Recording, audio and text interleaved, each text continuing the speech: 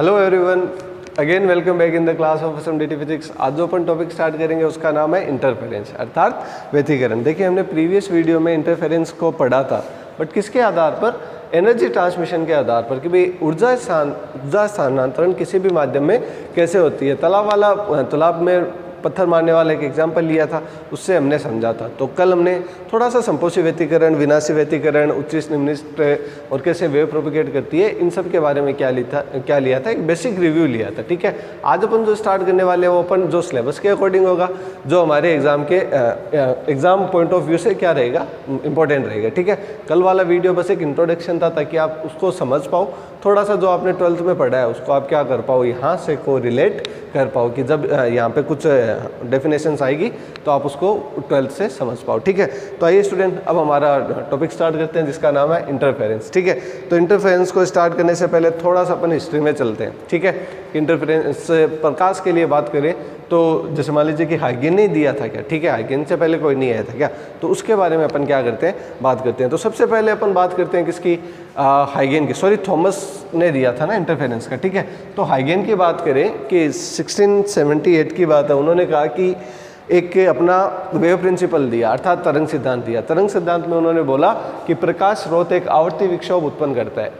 बहुत सी बातें एक साथ लिख दी उन्होंने, देखना क्या लिखा, प्रकाश स्रोत। अब प्रकाश क्या है, कल बताया था, प्रकाश एक ऊर्जा का ही तो रूप है ना, इसलिए मैंने कल वहाँ पे मेंशन कर दिया था। ठीक है, तो प्रकाश स्रोत मतलब एक ऊर्जा। अब वो क्या करती है, आवर्ती विक्षोभ। विक्षोभ का मतलब क्या होता है, विक्षोभ कब मिलता है ये सोचिए। जैसे मान लीजिए कि यहाँ से वहाँ तक मैं एक रस्सी बांधूँ और फिर जोर से अपन ऐसे अंगुली से टच करें तो रस्सी वाइब्रेट नहीं करेगी, करेगी। स्प्रिंग है, उसको खींच के छोड़ दो, स्प्रिंग वाइब्रेट नहीं करती, करती है। जब वो वाइब्रेट करती है उसी को तो अपन क्या कहते हैं, उसी को तो अपन क्या कहते हैं, विक्षोभ।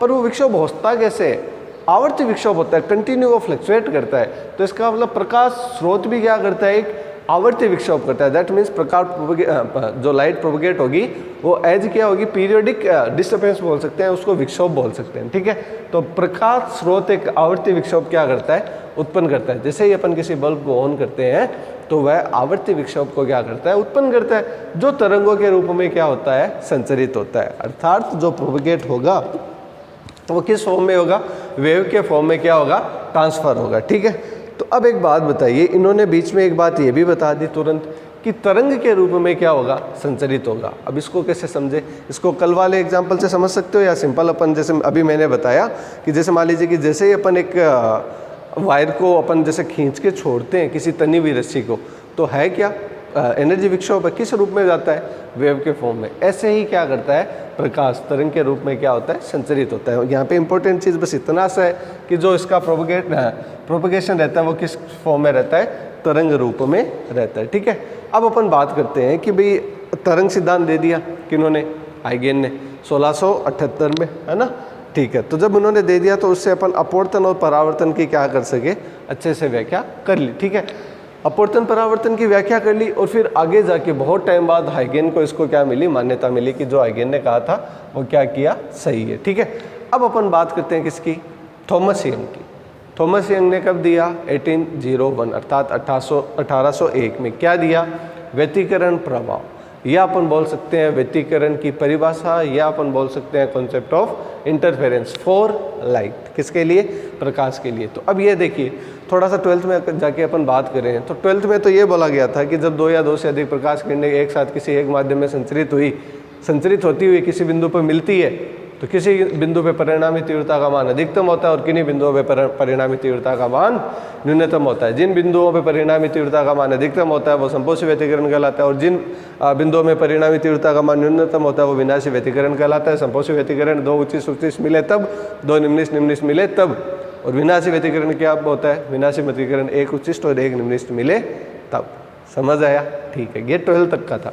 यदि ये नहीं भी आया तो भी आपको ये पढ़ा हुआ है, आपने अच्छे से पढ़ा है। ठीक है, लेकिन अब ये डेफिनेशन क्या हो जाती है, बीएससी में आते ही चेंज हो जाती है। बीएससी में आते ही थोड़ा सा क्या हो जाता है, अब 12th के जैसे नहीं मिलेगा, इसलिए मैंने पहले क्या बताई, 12th वाली मैंने पहले जानबूझ के क्या बताई है आपको, 12th वाली, ताकि आप दिमाग में ले सको इसको। ठीक है, अब अपन करते हैं बीएससी की जो डेफिनेशन है ये।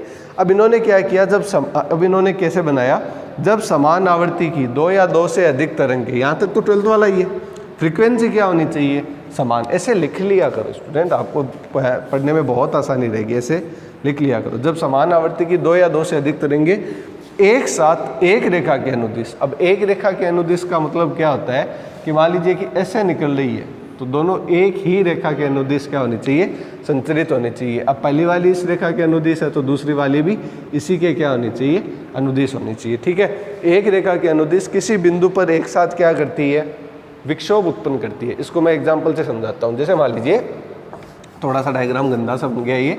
मान लीजिए कि एक वेव ऐसे आ रही है, ठीक है, ये एक रेखा के अनुदिश है।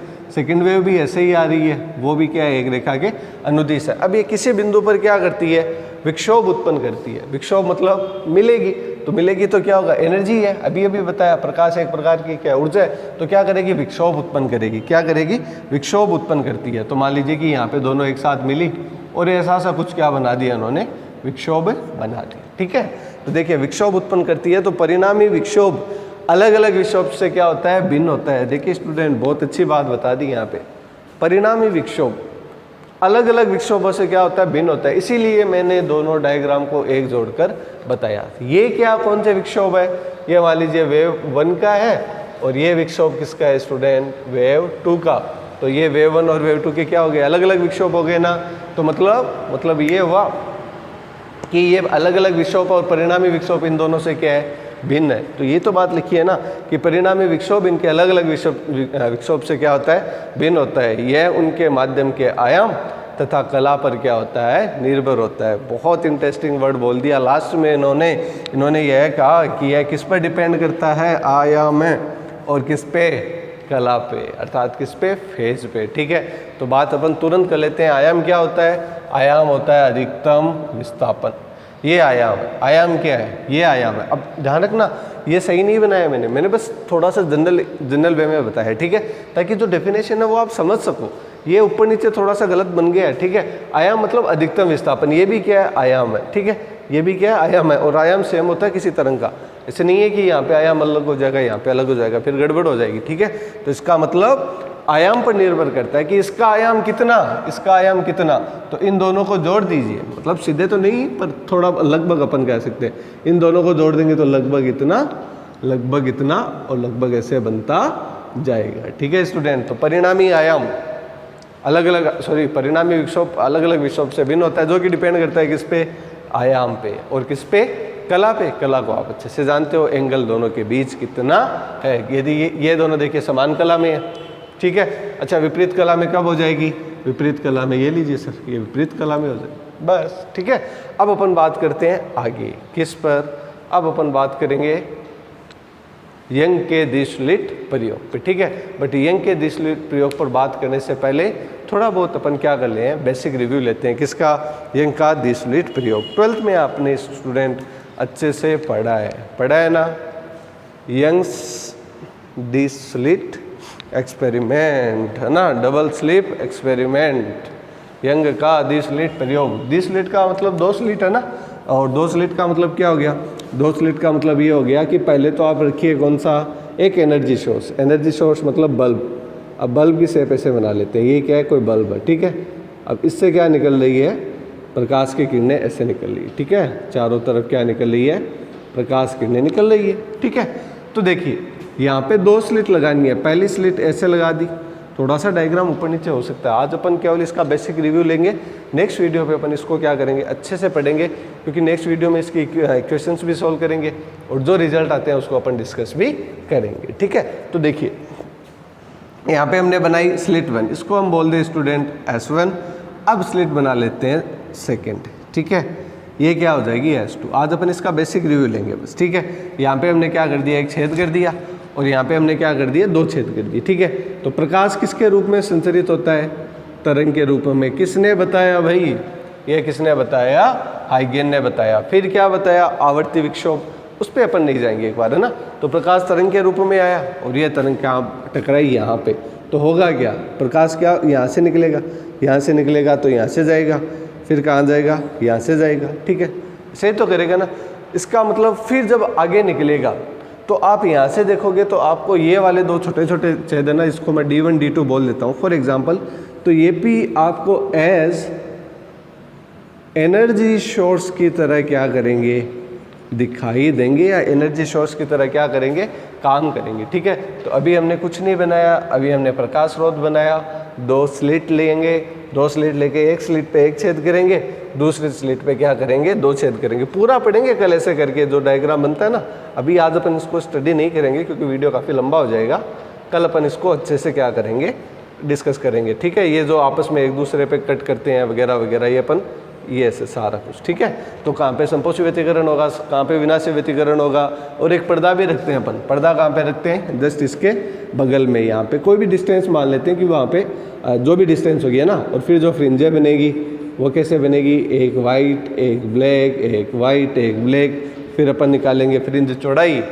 ठीक है, और फ्रिंज चौड़ाई की क्या निकालेंगे, कंडीशन, किस किस पर फ्रिंज चौड़ाई निर्भर करती है, कब संपोषी व्यतिकरण होगा, कब विनाशी व्यतिकरण होगा, संपोषी व्यतिकरण के लिए क्या कंडीशन रहेगी, विनाशी के लिए क्या कंडीशन रहेगी, ये सब अपन नेक्स्ट वीडियो में क्या करेंगे, डिस्कस करेंगे। आज हमने केवल और केवल हाइगेन और थॉमस की क्या पढ़ी है, केवल 2 डेफिनेशन को पढ़ा है, समझा है। इसमें हमने ये जाना नहीं बात कि 2 अलग अलग वेव हो तो उनकी रिजल्टेंट वेव कैसे बनती है। ठीक है, फिर हमने क्या पढ़ा, आयाम के बारे में थोड़ा सा जाना, और फिर क्या लिया इसका, यंग के डिस्लेट प्रयोग का क्या लिया, थोड़ा सा बेसिक रिव्यू लिया है।